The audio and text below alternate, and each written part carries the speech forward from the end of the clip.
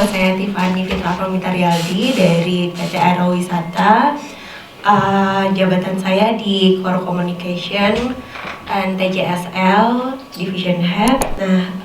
Kebetulan saya tertarik nih Bu. Sebenarnya background saya sendiri dari accounting dan risk gitu. Dan sekarang explore lagi, kebetulan manajemen memberikan jabatan baru di Korkom. Yang ingin saya tanyakan adalah terkait bagaimana pengukuran KPI atau indikator keberhasilan reputasi perusahaan yang diukur secara berbeda antara sektor B2B dan B2C. Nah, itu kan karena beda ya, seperti itu. Cukup, terima kasih. Kalau untuk perbedaan tadi B2B dan B2C untuk measurementnya, pastinya kalau B2C dari segmen target audience itu langsung biasanya. Kalau B2C yang saya pahami itu ada unsur B2B-nya juga biasanya karena kita akan kerja tadi bareng-bareng sama kayak distributor dan sebagainya untuk sampai masuk ke B2C-nya ya. Tapi perusahaan saya sebelumnya di Raja Wali itu adalah B2B memang pekerjaan. Nah, ada hal yang menarik nih untuk yang B2B.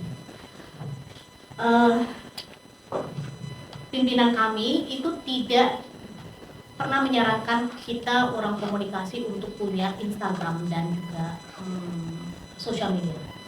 Kenapa? Karena stakeholder bisnis kami itu tidak bermain di sosial media. Jadi menurut pimpinan kami bilangnya begini, untuk apa Fardila? We have to go to social media. Soalnya sosial media itu kan mereka nggak masuk di sana semua, buat apa? Cukup kita hanya website dan media saja. Dan waktu ada krisis pun B2B itu kan nggak banyak ya. Kalau di kami itu B2B-nya tuh bisa hitungan mungkin 10 atau 20 saja company yang B2B-nya. Tapi mereka sustain terus ya. Ada di bisnis kita gitu. Dan juga kalaupun ada acara dan lain sebagainya, itu biasanya kami bikinnya tuh sangat spesifik. Acaranya misalkan ada breakfast, group meeting dan sebagainya, kita menghitungnya measurementnya biasanya dari sana gitu ya. Berapa banyak yang hadir dari undangan yang kita sebarkan. Misalkan ada pas di breakfast meeting itu ada misalkan 20 yang diundang, apakah 20 yang interest atau tidak gitu ya. Atau mungkin ada hanya cuma 10. Tapi itu juga akan dievaluasi. Kenapa yang 10 datang? 10 lagi ada masalah apa? Apakah mereka tidak tertarik dengan offeringnya gitu ya? Atau mereka tidak tertarik dengan ataukah ada hal yang lain, misalkan kendala ada meeting lain dan sebagainya, mendadak mereka tidak bisa hadir dan sebagainya. Nah, itu evaluasinya justru lebih mudah kalau B2B. Tapi kalau B2C memang lebih sulit. Kenapa? Karena stakeholdernya itu kan banyak ya. Kemudian juga stakeholdernya mungkin juga dari seluruh Indonesia.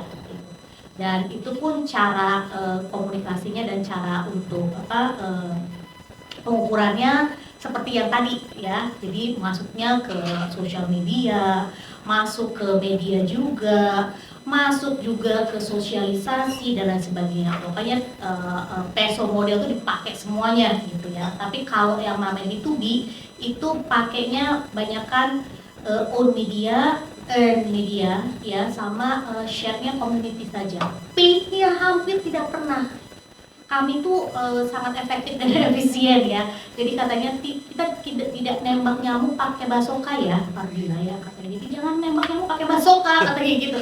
Udah straight aja siapa target audience segmennya kita siapa, itu yang didekati. Komunitas yang kita pengen dekati ataupun asosiasi kita dekati, itu yang kita dekati. Itu yang kita engage dengan mereka gitu. Jadi lebih spesifik ya measurementnya kalau ke B2B, malah justru tidak sulit sebetulnya ya. Kemudian kalau ada krisis pun kita menjelaskannya tuh spesifik juga gitu ya, lewat biasanya lewat CEO gitu ya, menjelaskan kepada bisnisnya gitu ya, kepada mitra-mitra bisnis apa sih yang terjadi, dan rata-rata itu kemungkinan untuk mundur itu kecil gitu.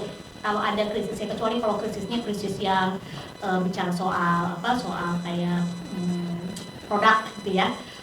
Misalkan produknya ada masalah, ada kecacatan dan sebagainya. Nah itu biasanya mundur itu kecil sekali.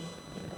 Jadi B2B memang sulit untuk mendapatkannya, tapi untuk managingnya jauh lebih mudah dibandingkan B2C. Gitu ya. Itu aja Mbak, kalau mungkin untuk B2B dan B2C nanti kapan-kapan mungkin saya bisa share untuk B2B dan B2C-nya matriks-matriksnya apa saja. Untuk yang Inti pesan, mencari solusi, meraih prestasi.